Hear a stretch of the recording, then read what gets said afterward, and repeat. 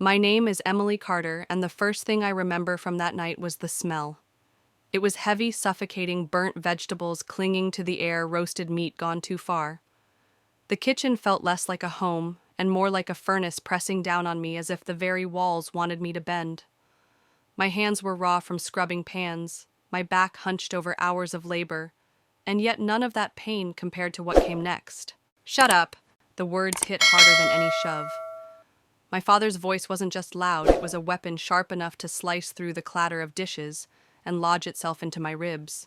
And as if on cue, the ache that had been lingering deep inside me ignited, shooting like a blade through my chest.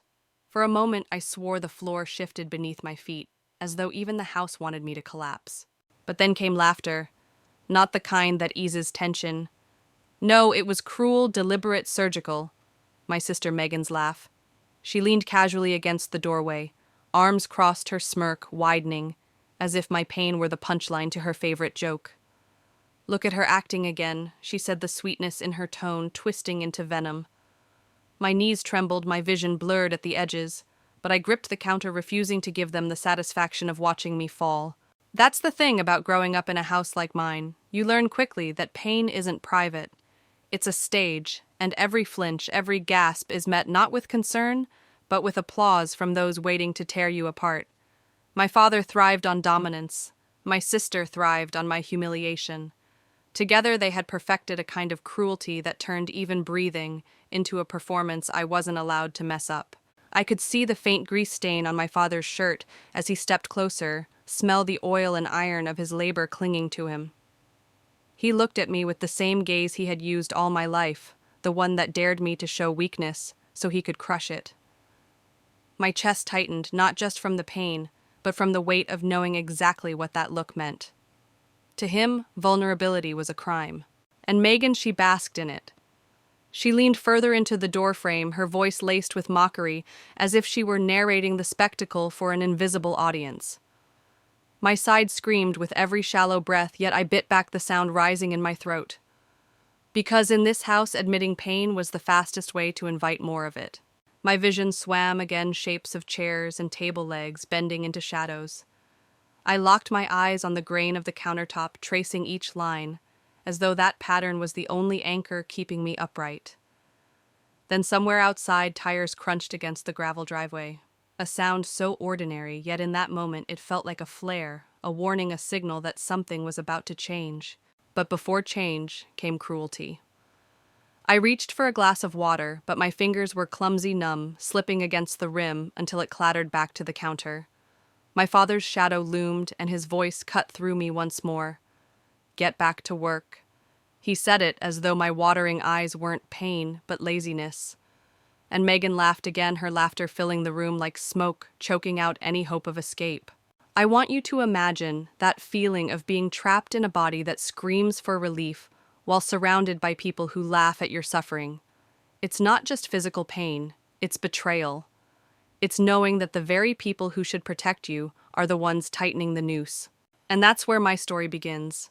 Not with peace, not with comfort, but with a single command that tried to erase me: shut up. Because that night, in the suffocating heat of that kitchen, I learned something that would change everything. Silence was no longer an option. My father's glare didn't fade. If anything, it carved deeper into me, pressing me down the way a boot presses into soil. He had always been like this, an immovable force that demanded silence, demanded obedience. And standing beside him, Megan thrived in his shadow, smirking, as if she were the chosen heir of his cruelty. I wish I could tell you this was unusual, that this night was some rare eruption, but it wasn't. It was the rhythm of my life, my father barking orders, my sister echoing them with laughter, and me bending under the weight until I thought I might snap. He moved closer, his presence overwhelming the heat from his body, colliding with the suffocating kitchen air. "You're pathetic when you act like this," he said, his voice low, controlled, more dangerous than when he shouted. Megan's laughter bubbled behind him, light but laced with poison. She whispered just loud enough for me to hear, "Always so dramatic, Emmy. Always needing an audience." It wasn't an audience I wanted. It was mercy. But in that house, mercy didn't exist. I gripped the counter tighter, willing my legs not to fold. The pain in my side pulsed steadily, a reminder that my body was already past its limit. My father leaned in close enough for me to smell the bitterness of his coffee on his breath, and that look in his eyes told me the truth he wanted me to break. He wanted proof that I was weak, so he could justify everything he had ever said about me. Megan stepped further into the room, her arms crossed, her lips curled. I had seen that look since we were children, the look she wore whenever my pain became her entertainment. To her, my suffering was validation evidence that she was stronger, smarter, more deserving. And with our father's approval as her shield, she had never hesitated to twist the knife deeper. The room tilted slightly, or maybe it was just my body swaying, but either way, I felt the shift. The edges of my vision blurred again, the light above the sink harsh and blinding. My knees wanted to buckle, my lungs wanted to stop. But I forced myself upright because I knew the rules collapsing wasn't just weakness, it was ammunition for them. And then I heard it. Tires crunching again outside, a car door shutting. For a second, all of us froze. Even Megan's smirk faltered as the sound cut through the tension like a crack of lightning. But my father recovered quickly, snapping his gaze back to me. "Don't even think about embarrassing me," he hissed. His words landed heavier than any shove could have, sealing the air in my lungs. The front door opened and cold air swept in, rushing against my overheated skin. The contrast was so sharp it felt like stepping out of fire and into ice. And standing in the doorway was Dr. Howard. His eyes scanned the room, once briefly polite until they landed on me, and then everything changed. In an instant, his face hardened, politeness gone, urgency replacing it. He didn't see a lazy daughter slacking on chores. He saw a young woman gripping her side chest, heaving in shallow breaths, eyes dull with pain. His voice firm and steady sliced into the tension. "She needs to sit down. Now." For a heartbeat, I wanted to do what I had always done, shake my head, insist I was fine. Years in that house had trained me to swallow every cry, every plea, until silence was my second language. But the truth clawed at me from the inside. My ribs ached, my chest burned, and no matter how still I stood, I couldn't stop the trembling. And maybe for the first time I realized silence wasn't strength, it was surrender. My father tried to cover it up, his voice dripping with irritation. "She's exaggerating, always has." But Dr. Howard didn't even glance at him. He was already stepping across the room, steadying me with one hand on my arm. That moment was small, almost forgettable to anyone else. But to me it was seismic, because in that single gesture, someone finally believed me. Before I continue, let me pause to ask you something. Have you ever been in a room where your truth was dismissed, where your pain was mocked? If you have, you know how powerful it feels when even one person looks at you and says, "I believe you." And if you're here listening to my story, I'd love to know, where are you watching from right now? Drop it in the comments below, and don't forget to hit subscribe if stories like this resonate with you. Your voice, your presence here means I'm not alone in telling it. Back in that kitchen, I let Dr. Howard guide me to a chair. My father's glare burned, Megan's smirk twitched, but their power had cracked. For once, I wasn't standing alone. And though I didn't know it yet, that moment was the first domino, the beginning of everything that would follow. Because the truth had just walked through the front door, and it wasn't going to leave quietly. The moment Dr. Howard steadied me into that chair, fragments of my past began flooding in memories I had fought for years to bury. Because this scene, this dynamic, wasn't new. It was the same story played on repeat since I was a child. I grew up in a house where silence was treated as strength, and pain was treated as weakness. That was the creed my father lived by, and he demanded the rest of us obey it. He was a construction foreman by trade, tall and broad, with hands so rough they looked like they were carved from the same concrete he poured. Every command he barked felt like it was designed to split the air, to remind us that his voice was the only one that mattered. My mother, Sarah, was the exception. She had been gentle, the one soft edge in a home full of steel. When she died suddenly from an aneurysm, I was only 7. Her absence hollowed out the house, left behind rooms that echoed too loudly, and a father who filled the void not with compassion, but with ironclad rules. From that point on, my sister Megan flourished. She learned quickly how to play the part of the golden child, the daughter who always had the right words, who smiled at the right time, who never questioned his authority. She was his mirror, and he rewarded her with praise and privileges, dance lessons, new clothes, weekends with friends. And then there was me. I was quieter, softer, more sensitive. I noticed when things felt wrong, and I had the misfortune of showing it. A cough, a limp, a tear, those became ammunition against me. To my father, I was defective. To Megan, I was a stage prop for her to play the role of superior. The first time I broke a bone, I was 10. I had fallen from a low branch in the oak tree in our backyard, the same tree we'd both climbed since we could walk. My arm bent at a strange angle, throbbing with pain, but my father only shook his head. "You'll live," he said, handing me a stack of dishes to wash before we could even drive to urgent care. Megan, of course, laughed the entire time I fumbled at the sink with one good hand. And when the doctor held up the x-ray pointing out the clean fracture, my father muttered about dramatics while my cheeks burned with embarrassment. That became the blueprint of my life. Every illness, every injury questioned, minimized, dismissed.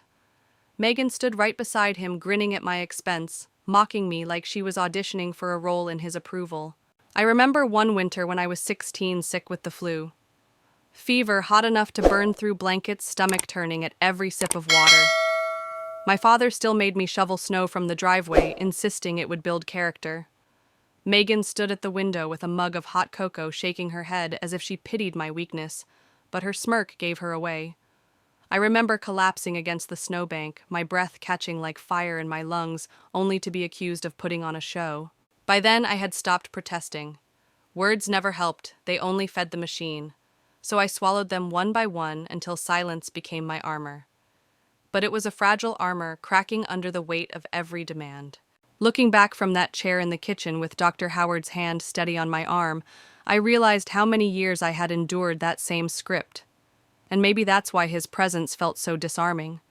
He didn't just see me, he believed me. In that small shift, he broke the cycle that had defined my childhood. But at 7 years old, when I lost my mother, I couldn't have imagined this. I couldn't have predicted that my family would splinter into roles so sharply defined: my father, the tyrant, my sister, the golden child, and me, the scapegoat, the one whose suffering proved their strength. And yet that night was different. The stage had been set the same way the lines rehearsed over decades. But the script was about to change. And before I go further, let me ask you something. Did you grow up in a house where one sibling could do no wrong, while you could do no right? If you've felt that sting, the golden child versus scapegoat dynamic, share your story in the comments. Your voice matters here, and subscribing helps make sure these stories reach more people who've lived through the same silence. As Dr. Howard's presence unsettled the order of that house, I could see it in my father's eyes. He wasn't used to being challenged. And in Megan's smirk, she wasn't ready to lose her audience. But for me, for the first time in years, I felt something shift inside my chest, even through the pain. It wasn't just the possibility of help, it was the faint, dangerous glimmer of hope. Growing up, I used to think that if I could just get through one more day, things might change. Maybe my father would soften. Maybe Megan would stop treating my pain like her personal entertainment. But deep down, I knew the truth. The cycle never ended. It only repeated itself with cruel precision. I can still remember the sting of those small humiliations, like the way my father would pile on extra chores every time I showed even the slightest weakness. To him, that was affection, handing me a rake instead of comfort, giving me a scrub brush instead of rest. He called it building strength. But what he was really doing was chiseling away at me until there was nothing left but exhaustion. Megan, of course, never lifted a finger. While I scrubbed mildew from the garage floor, she was off practicing for dance recitals. While I painted the fence in the sweltering summer heat, she spent her weekends shopping with friends. When she did appear, it was usually to laugh at me struggling with a paintbrush, or to point out a spot I'd missed, her voice dripping with false sympathy. "Oh, Emmy, you missed a spot right there. Maybe if you weren't so clumsy." The unspoken rule was clear. I had to earn my place in that house, and even then it was never secure. Megan's place was guaranteed. She was the golden child, the shining example, the one who never faltered in his eyes. Mine was conditional, fragile, hanging by a thread that snapped every time I so much as coughed. When I was 16 and came down with that brutal flu, I thought maybe it would finally force some compassion. 3 days bedridden, fever, spiking body, too weak to keep food down. I thought it would be obvious that I wasn't faking. But on the third day, he pulled the blankets away and ordered me outside. "Snow won't shovel itself," he barked. Megan, sipping cocoa at the window, even offered to help, but he waved her off. She needs to toughen up. I remember the cold biting through my coat, the shovel heavy in my hands.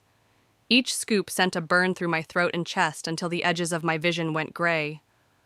I collapsed against the snowbank, too weak to move, only to hear him accuse me of dramatics. And from the window, Megan's silhouette laughed in the glow of the kitchen light. That was the rhythm my suffering always questioned, always ridiculed. Every illness became an excuse for him to test me. Every injury became a chance for her to mock me. Over time, I stopped protesting. I swallowed every objection, every cry, until silence became second nature, because in that house, words only made things worse. And yet, even in the darkest moments, I had one lifeline: my Aunt Karen. My mother's younger sister, living 3 states away, would call every few weeks. Her voice was a reminder that not everyone in the world measured love by chores or obedience. She never sugarcoated her feelings about my father. "He's cruel, Emily," she'd say bluntly. "Get out as soon as you can." I clung to those words on the nights when the walls of my room felt too tight, when the silence of the house pressed down heavier than the chores. Her calls were the only moments I felt seen, the only times my pain wasn't dismissed as imaginary. But the cruelest part of living in that cycle wasn't just the labor or the ridicule. It was the way it trained me to believe I deserved it, that somehow being the scapegoat was my role, my destiny. By the time I turned 18, I carried that weight into everything I did, always apologizing, always bracing for criticism, always expecting to be disbelieved. Looking back now, I can see it clearly. Those years weren't just hard, they were conditioning. They built a cage around me, one invisible enough that I didn't notice the bars until I tried to leave. Before I continue, let me ask you something. Have you ever been stuck in a cycle where no matter what you did, you were always the one to blame? If you have, I want you to share that in the comments. Your story matters here, and if you subscribe, you'll join a community where voices like yours are finally heard. That night in the kitchen, when Dr. Howard's voice cut through the suffocating air, it was like hearing Aunt Karen on the phone again, someone outside the cycle reminding me there was another way to live. But back then, I didn't know just how far things would go or how much it would take to finally break free. Because survival wasn't the end game anymore. The cracks in the cycle had started to show, and soon everything I thought was unshakable would begin to crumble. I didn't realize until much later that humiliation was its own kind of punishment. It wasn't just about the chores or the bruises I carried from overexertion, it was the laughter, the dismissive glances, the way my father and Megan both seemed to feed off my silence. Take Megan's Sweet 16, for example. She wanted a huge party, the kind you'd only see in teen dramas on TV. Balloons, streamers, a rented DJ, even a professional photographer. Dad didn't blink at the cost. She deserves it, he told everyone. And me. My 16th birthday had passed just months earlier. I got a half-eaten cake from the grocery store tossed on the counter with a candle that wouldn't stay lit. No friends invited, no photos. Just Megan snapping a picture of me awkwardly holding the melting candle so she could post it online with the caption, "My poor sister tries so hard to smile." It wasn't just favoritism, it was weaponized comparison. Every triumph of hers was displayed in lights, while every moment of mine was deliberately minimized, shoved into the shadows. One memory stands out clearer than the rest. I was 17 playing piano in the empty living room. Music was my refuge. It was the only thing that made me feel like I belonged anywhere. I had worked for weeks to learn Beethoven's Moonlight Sonata, teaching myself through shaky YouTube tutorials. My fingers stumbled, sure, but the melody was there. That's when Megan walked in with Dad. She sat on the couch, crossed her legs, and whispered something into his ear. His chuckle followed a moment later. "Emily, he said that racket isn't music. Stop pretending you have talent." I froze, hands hovering above the keys. Megan grinned at me like a cat that had cornered its prey. "Don't take it personally," she said.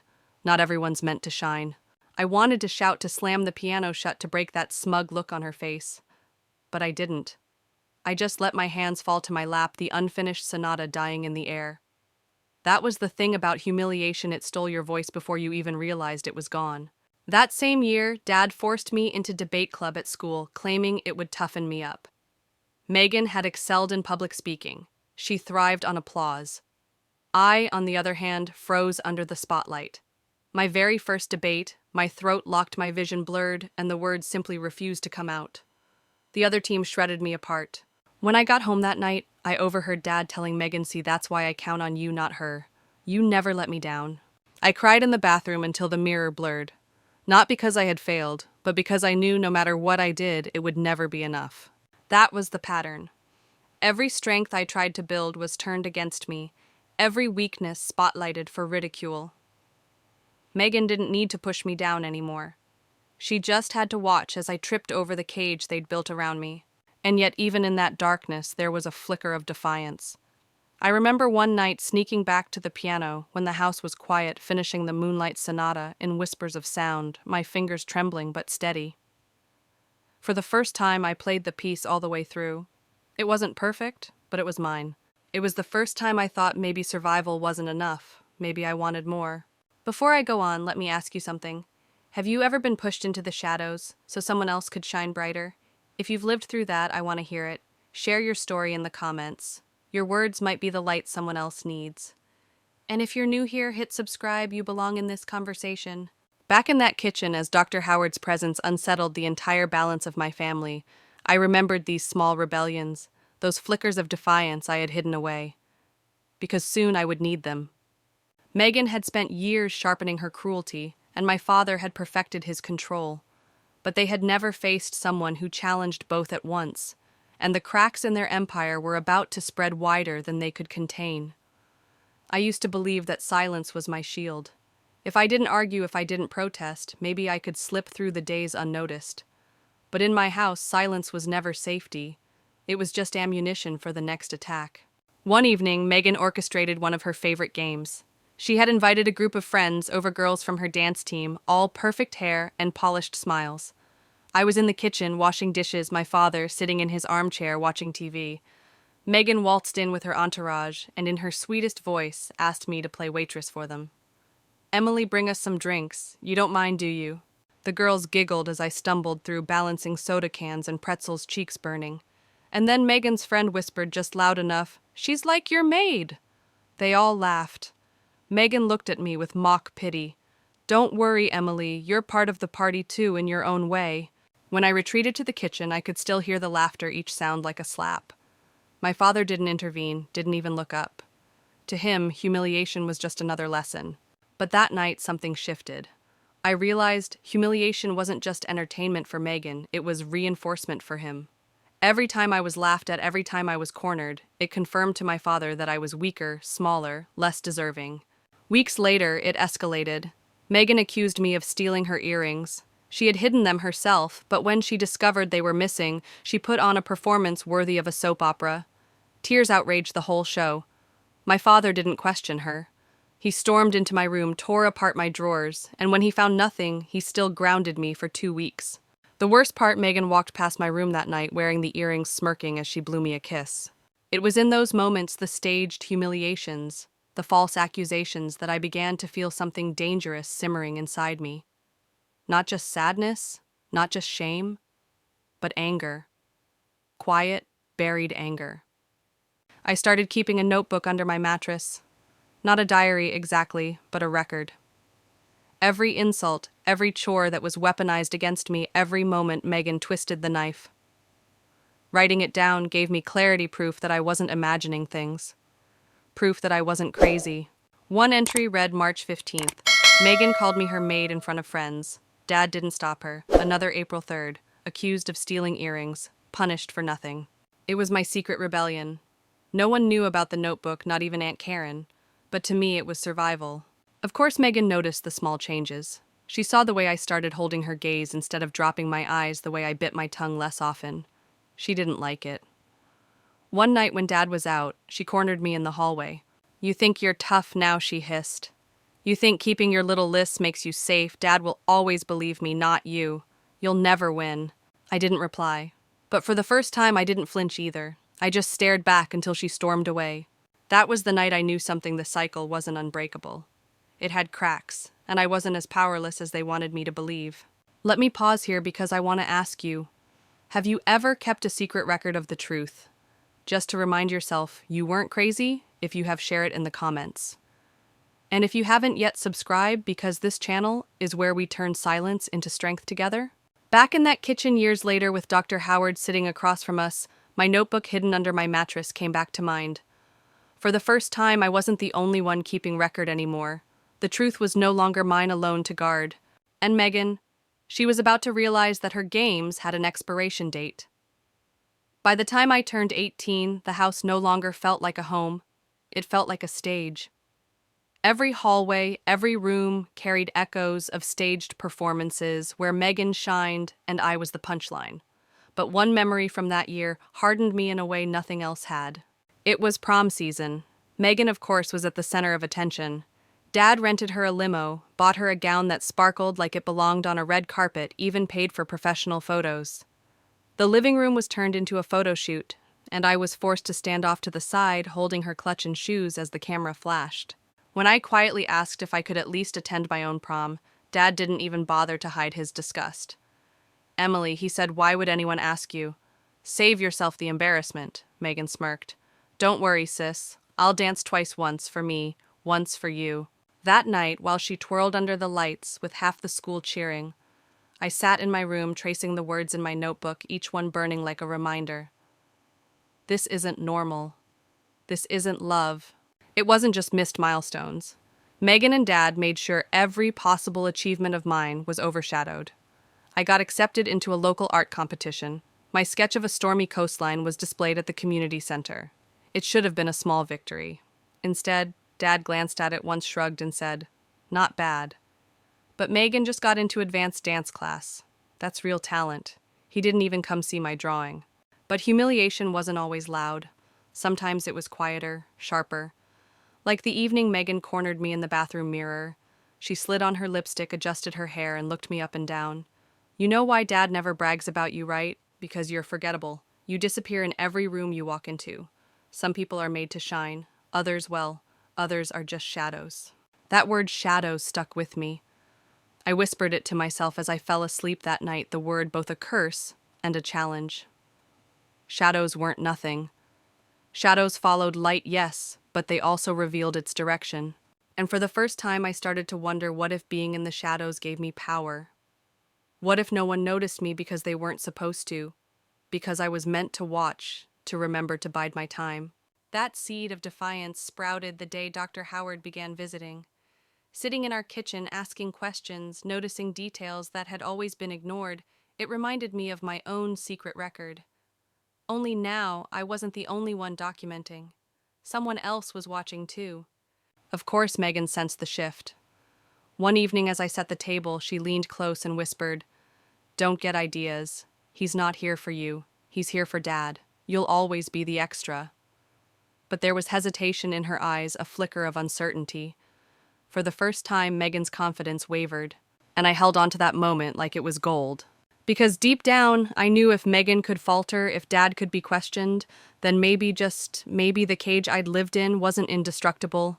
Before I move forward, let me pull you into this moment. Have you ever been told you're just a shadow, that you don't matter? If you have, drop your story in the comments. And if you're new here, subscribe, because here, every shadow has a voice. The truth was, I was beginning to see a pattern. My father and Megan thrived on keeping me silent, but silence was starting to break. And once cracks appear, no cage can hold forever. The stage they built wasn't theirs alone anymore. Soon, it would be mine. The summer after I turned 18 should have been a time of freedom. My classmates were celebrating graduation, planning road trips, choosing colleges. But for me, summer was just another battlefield. Megan had discovered a new form of entertainment, public humiliation outside our home. She invited neighbors over for barbecues and pool parties, always ensuring I was present, but not as a guest. I was the invisible staff, carrying trays, cleaning spills, fetching towels. At one of those parties, a neighbor's son asked Megan if I was her cousin. Megan laughed so loudly the music nearly stopped. "She's just our charity case. Dad felt sorry for her, so she gets to live here." The group roared with laughter while I froze in place, holding a pitcher of lemonade that suddenly felt heavier than stone. My father, sitting on the deck, didn't flinch. He even nodded in agreement, as if her cruelty was simply the truth. That night, I locked myself in the bathroom and stared at my reflection. The word charity rang in my head. I wanted to scream, to break the mirror, to vanish. But instead, I wrote it in my notebook. June 21st, called charity case. Dad agreed. still something shifted in me. I realized Megan wasn't just cruel, she was strategic. She was trying to rewrite my identity in the eyes of others, strip me of dignity, not just at home, but everywhere. And my father was complicit. But I wasn't the same girl I had been years before. That simmering anger, that quiet defiance had been growing roots. A week later, Megan tried again. This time she told her friends I was borrowing her clothes without asking. It was a lie, of course, but one that led her friends to snicker, whispering about how pathetic I was. Later that night, she cornered me in my room and hissed, "You'll never win, Emily. Dad will always believe me." But this time I didn't retreat. I stared her down and said, "One day the truth will matter. And when it does, you won't laugh anymore." The look on her face, shock, then anger, was worth more than any apology I'd never get. She stormed out, slamming the door, but I knew I had struck a nerve. Then came the unexpected. Dr. Howard returned for another interview with my father. He wasn't just polite this time, he was probing, asking about patterns, about choices, about Megan's role. I watched from the hallway, my heart racing. For the first time, someone was planting questions where certainty once lived. And I noticed something. My father avoided eye contact. He stuttered, fumbled with his words, glanced at Megan as if for reassurance. That was the first real crack I had seen in his armor. It gave me courage. I started to speak differently, to stand a little taller. I began keeping copies of my artwork hidden in a folder beneath my bed pieces. I planned to show the world someday proof that I was more than the version of me they tried to create. Of course, this defiance came at a cost. Dad's punishments grew harsher. Megan's taunts became more venomous. But I no longer saw myself as the shadow. I was the witness, the recorder, the one who would remember it all when the truth finally surfaced. Let me pause here because I want to ask you, have you ever been labeled something you weren't forced to carry, an identity someone else chose for you? If so, share it below. And if you're still with me, make sure you hit subscribe, because here, we tear those labels apart together. That summer ended not with a celebration, but with a decision. I decided I wouldn't let them dictate my story anymore. And though I didn't know it then, the storm I had been waiting for, the one that would finally test every ounce of strength I had, was already gathering on the horizon. The storm arrived on a night I'll never forget. It was late August, humid and heavy, the kind of night where the air itself felt restless. Megan had thrown another party, and the house buzzed with music, chatter, and the smell of cheap beer. I stayed upstairs sketching by the dim light of my lamp, trying to drown out the noise. Then the shouting started. At first I thought it was just another drunk argument. But when I heard my father's voice, sharp, defensive, and Dr. Howard's measured tone cutting through the chaos, I knew something bigger was happening. I crept down the stairs, careful not to be seen. In the living room, Dr. Howard stood with a folder in his hands, speaking firmly, while my father paced like a trapped animal. Megan clung to the corner of the couch, her smile gone, her eyes darting between them. "This pattern isn't sustainable," Dr. Howard said. "The favoritism, the neglect it creates, fractures that don't heal. You can't keep pretending it doesn't matter." My father slammed his fist against the wall. "You don't know this family. Megan is exceptional. Emily's just ordinary. She should be grateful for anything she gets." Hearing those words out loud, spoken so brazenly, was like a blade through my chest. But strangely, it wasn't pain that rose in me, it was fire. For years I had swallowed those beliefs in silence, but now, with someone else witnessing them, I realized how ugly and absurd they sounded. Ordinary grateful. For scraps of love and dignity. Dr. Howard didn't back down. Children don't owe parents gratitude for survival. They deserve equal care, and Emily deserves acknowledgement for who she is not, who she isn't. The room went silent. For the first time, someone had spoken the truth in front of my father. He had no script for this, no pre-planned dismissal. His face flushed, his jaw tightened, and he looked smaller somehow, like a king caught without his crown. Then Megan, desperate to restore control, turned on me. "See, this is your fault, Emily. You've been whispering lies to him, making us look bad." Her voice cracked with something I had never heard before, fear. I stepped into the room, my hands trembling but steady enough to hold my notebook. "No, Megan. These are my truths, and they've been here all along." I opened the notebook, flipping through years of entries, dates, quotes, humiliations, every cruel word recorded in my handwriting. Pages and pages of evidence that their version of reality wasn't the only one. My father lunged forward, trying to grab it, but Dr. Howard stepped between us. "Enough," he said firmly. "Emily has a voice, and you will hear it tonight." The air in the room shifted. For once, the spotlight wasn't on Megan, and the silence wasn't mine to carry. Now let me stop here and open a loop for you. Have you ever felt that moment when years of silence finally threatened to crack open? When the truth was so close you could taste it, but you didn't yet know if speaking it would set you free or destroy you. That's where I stood that night. And if you've been following my story, subscribe now, because what comes next, it changes everything. That night ended without resolution. My father stormed out, slamming the door so hard the windows rattled. Megan retreated upstairs, her mask shattered, her footsteps heavy with panic. And I stood there, clutching my notebook, knowing the battle had shifted. I wasn't invisible anymore, and once the truth had been spoken out loud, there was no way to shove it back into the shadows. The storm had broken, and the real reckoning was only beginning. The days after that confrontation felt like walking through the wreckage of a storm. Everything looked the same: the peeling paint on the porch, Megan's perfume lingering in the hallway, Dad's mug left on the counter, but the air had changed. The silence wasn't protective anymore. It was explosive, like the pause before dynamite ignites. Megan avoided me at first. She skipped her morning routines, stayed holed up in her room, and when we crossed paths, her eyes narrowed with a mixture of fury and fear. She knew I had shifted. I wasn't just the quiet shadow anymore. I was holding proof of every cruelty, every word, every betrayal. Dad, though, was unpredictable. Some days he would brood in his office, muttering about disrespect and ungratefulness. Other days he tried to reassert control, barking orders at me louder than before, demanding obedience as if volume could erase the truth. But the most chilling moment came 3 nights later. I was sketching in the kitchen when Dad walked in, his face unusually calm. He sat across from me, folded his hands, and smiled a smile that never reached his eyes. "You think you're clever, don't you?" he said quietly. "Writing down your little stories, making yourself the victim. But no one will believe you, Emily. They'll see what I see. Ordinary, forgettable." I wanted to shrink the way I always had. But instead I met his stare and whispered, "Then why are you so afraid?" His smile vanished. He slammed his fist on the table so hard my sketchbook jumped, but I didn't flinch. That was when I knew the fear wasn't mine anymore. It was his. The next morning, Megan retaliated. She spread rumors at school, whispering that I was unstable, that Dr. Howard was manipulating me, that I was jealous of her success.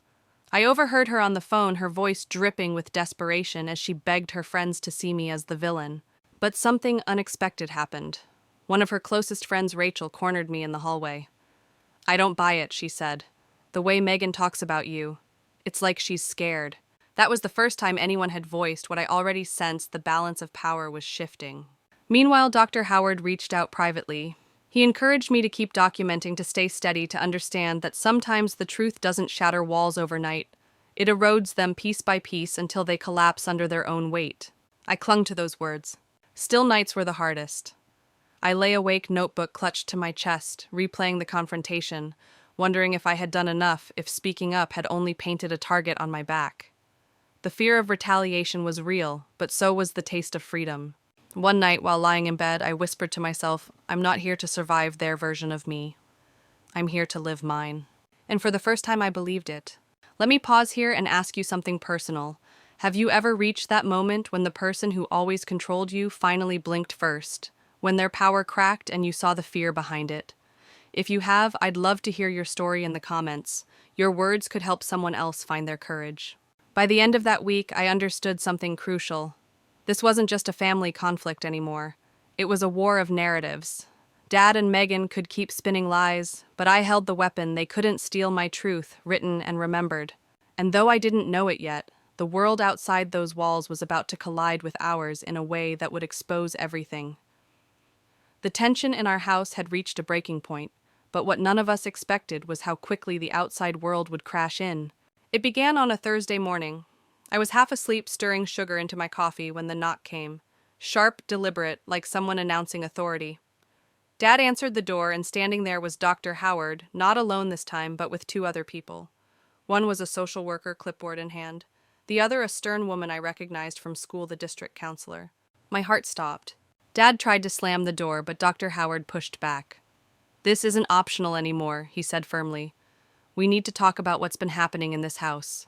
Megan appeared at the top of the stairs, her perfect smile plastered on like armor, but her eyes betrayed panic. She knew the fortress was crumbling. The social worker began asking questions about the constant favoritism, about neglect, about the imbalance between siblings. Dad raged, calling it nonsense, but the counselor calmly turned to me. "Emily, would you like to speak?" It was a trap. My father had never prepared me for a world where my voice mattered. My knees shook, but I nodded. I pulled out my notebook, the one filled with years of evidence, and handed it over. Pages of dates, quotes, and stories. The counselor read silently, her brow furrowed. She looked up at me, and then at my father. "This isn't just sibling rivalry.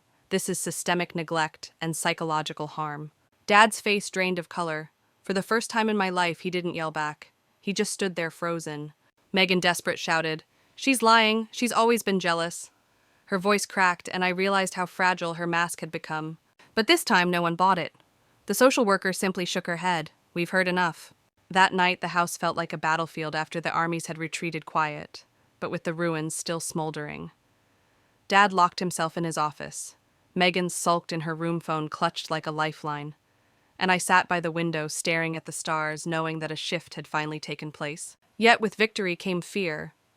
I worried what Dad might do now that the world had pierced our walls. Would he punish me silently? Would Megan plot her revenge in whispers and phone calls? The unknown weighed heavy, but beneath it something stronger pulsed relief. Because the silence had been broken, not just within our family, but officially. My story wasn't trapped anymore. It was documented, recognized, acknowledged. And for a girl who had been told her whole life she was invisible, that acknowledgement felt like oxygen. Now, before I take you deeper into this turning point, let me open a door. Have you ever felt the terror and liberation of telling your truth to someone who finally believed you? If you're nodding, I invite you to stay with me. And if you haven't already, make sure you hit subscribe, because the twist that's coming will leave you stunned. In the days that followed, whispers spread quickly. Teachers began looking at me differently, not with pity, but with quiet respect. Rachel pulled me aside and said, "You're braver than you think." But at home, the atmosphere curdled. Dad's silence was scarier than his anger. Megan barely ate, barely spoke, her phone buzzing constantly with messages I wasn't meant to hear. Something was brewing.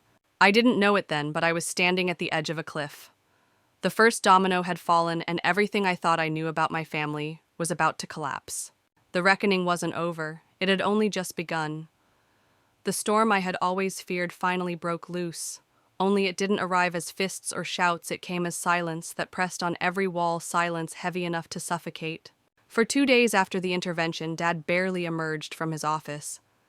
When he did, his movements were sharp, mechanical, as though each step was an effort to maintain control. Megan flitted around nervously, whispering into her phone, her once carefree tone replaced with sharp, clipped words. The house was still standing, but the foundation was cracking. And then it happened. Late one night, I overheard them. Their voices bled through the walls, Dad's low growl, Megan's frantic sobs. "She ruined everything," Megan cried. "They're looking at me like I'm the villain. Do something." Dad's reply was chilling. "Keep quiet. We'll handle her our way." Those words struck me harder than any slap. They weren't just angry, they were plotting. Suddenly, the walls that had once protected me became a trap.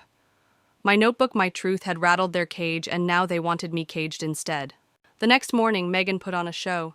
She smiled, offered me breakfast, even complimented my hair. But her eyes betrayed the act. They were hard, calculating. For years, I had envied her ease, her shine. Now I saw what lay beneath desperation. Dr. Howard called me that afternoon. "Emily, I need you to be cautious," he said gently. "Truth is powerful, but it threatens those who rely on control. Don't let their reaction shake you. This is when they're most dangerous." I thanked him, but my hands trembled as I hung up. He was right. And yet I couldn't undo the choice I'd made. I had pulled the mask away, and the world had glimpsed what lay beneath. At school, the shift deepened. Whispers followed me in hallways, not cruel ones this time, but curious. Teachers checked in more often. Rachel walked by my side like a silent shield. For the first time, I felt less alone. But that only fueled Megan's rage. By Friday, she exploded. She cornered me near the lockers, her perfect facade cracking. You think you've won? You think anyone cares about your pathetic sob story? You'll always be nothing ordinary, invisible. Her words should have gutted me. Instead, they sounded like echoes of Dad's poison lines rehearsed in the shadows. I stood straighter, meeting her eyes. If I'm so invisible, why are you so afraid? Her lips trembled. For the first time, she had no answer. That night, I sat with my notebook open, staring at blank pages. I realized the story I was writing was no longer about being silenced. It was about resistance, about light breaking through cracks. And that realization gave me a strange kind of peace. Still, I couldn't ignore the looming sense that this was only the beginning. Something bigger was building a wave I couldn't yet see. And let me pause for just a second here. Have you ever felt that eerie calm the moment you realize the fight isn't over, but that you're no longer afraid to face it? If you know that feeling, drop your thoughts below. Your words might be the spark someone else needs to keep going. As I closed my notebook that night, I whispered to myself, they can't unmake me. The fear was still there, yes, but it had shifted shape. It wasn't my master anymore, it was just a shadow trailing behind me. And deep down I sensed it, the twist was coming. One I never could have predicted. The weekend arrived like a storm cloud hovering over the house, heavy and oppressive. Every creak in the floorboards seemed to echo louder. Every glance carried the weight of unspoken threats. I felt like a trespasser in my own home, a witness to something on the verge of collapse. Megan barely spoke to me, her once polished smile replaced by a tight, bitter line. Dad, meanwhile, had sunk into a cold silence, a kind of calculated restraint that chilled me more than any explosion of anger. Something was being planned, I could feel it. That Saturday evening, I discovered just how far they were willing to go. I had gone into the garage looking for a notebook I'd left in the car. That's when I heard them again, Dad's gravelly tone and Megan's sharp whispers. She needs to be taught a lesson, Dad muttered. Megan's reply was venomous. Then let's make sure no one believes her. If she wants attention, we'll turn the spotlight on her lies. I froze. My heart pounded in my ears. This wasn't just about silencing me anymore. They were preparing to erase me, to destroy my credibility. I stumbled back to my room, the edges of panic clawing at my chest. But then something shifted. For the first time in years, I didn't curl into myself waiting for punishment. Instead, I reached for my phone and recorded everything I had heard. The next day at school, I confided in Rachel. Her eyes widened as she listened to the recording. Emily, she whispered, this is huge. You can't keep this hidden. If they're planning to smear you, you need protection. Her words pierced through my fear. Protection. That was a concept I had never allowed myself to imagine. For so long, survival had meant staying quiet, dodging blows, both physical and emotional. But now, survival meant fighting back. That night, I emailed the recording to Dr. Howard. Minutes later, he called me. His voice carried a mixture of urgency and reassurance. Emily, this is important. You've done the right thing. But I need you to prepare yourself. The truth you're holding will change everything. As I hung up, I stared at my reflection in the darkened window. For years, I had seen nothing more than a shadow of Megan, the unwanted daughter, the overlooked sibling. But now I saw someone else. Someone dangerous, not because she could harm, but because she could reveal. Before I continue, I want to pause right here and ask, what would you do if the very people meant to protect you were the ones trying to bury you? Think about it, and if you've ever walked through a similar fire, share it in the comments. Your story might give strength to someone silently listening right now. The house grew colder by the hour. Dad's silence became darker, Megan's glares sharper. They suspected I was up to something, but they couldn't prove it, not yet. And I clung to that sliver of power. By Sunday night, I realized there was no turning back. The choice had been made. My evidence was out there, my truth preserved. They could deny, they could plot, they could scream, but they couldn't erase what I had uncovered. And as I lay in bed, heart racing but steady, I whispered the words I had never dared speak aloud. This ends with me. Little did I know the real twist was already on its way, the kind of twist that would shatter every lie my family had ever told. The truth doesn't explode, it leaks, it spreads, and before you know it, it drowns everything in its path. That Monday morning, it happened to us. I walked into school expecting whispers, maybe a few sympathetic looks. Instead, I found chaos. Someone had leaked my recording, the one of Dad and Megan plotting against me. Students huddled in groups, phones pressed to their ears. Teachers looked pale and tense.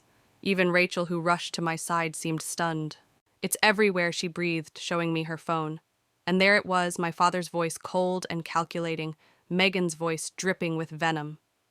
The headline above the video read, "Stepdaughter betrayed family secrets uncovered." My stomach dropped. I hadn't shared the recording with anyone but Rachel and Dr. Howard, which meant he had leaked it, not out of betrayal, but strategy. The truth was no longer mine alone, it belonged to everyone. By lunch, reporters were outside the gates. Local news vans crowded the street. For years, I had begged to be seen, to be heard. Now I was the center of a spotlight so blinding it almost burned. When I got home, the storm had already landed. Dad's face was flushed with fury, Megan's mascara streaked from crying. The house reeked of panic. "You ungrateful little brat," Dad roared, slamming his fist on the counter. "Do you know what you've done to this family?" I stood straighter than I ever had. I told the truth. Megan lunged forward, her hands trembling. "You've ruined us, everyone knows now. You'll regret this, Emily. I'll make sure of it." For the first time in my life, her threats didn't paralyze me. I saw them for what they were, fear wrapped in cruelty. They were cornered animals lashing out because the cage door had finally swung open. That night, Dr. Howard called again. His voice was calm, steady. "Emily, the narrative is shifting. People are rallying behind you. But you need to be careful. They will try harder now, not just to silence you, but to destroy your reputation. Hold fast." And I did. At school, the tide turned quickly. Strangers approached me with quiet words of support. Teachers gave me nods of respect. Even students who had once joined Megan in mocking me now avoided her, their eyes filled with doubt. Her empire of charm was crumbling. But at home, the air was poison. Every meal was eaten in silence, every sound of cutlery scraping a plate like a battle cry. Dad stopped looking me in the eye. Megan's glares became daggers. I began locking my bedroom door at night, aware that their desperation was nearing its peak. And then the letter arrived. It was slipped under my door late one evening, the handwriting shaky, rushed.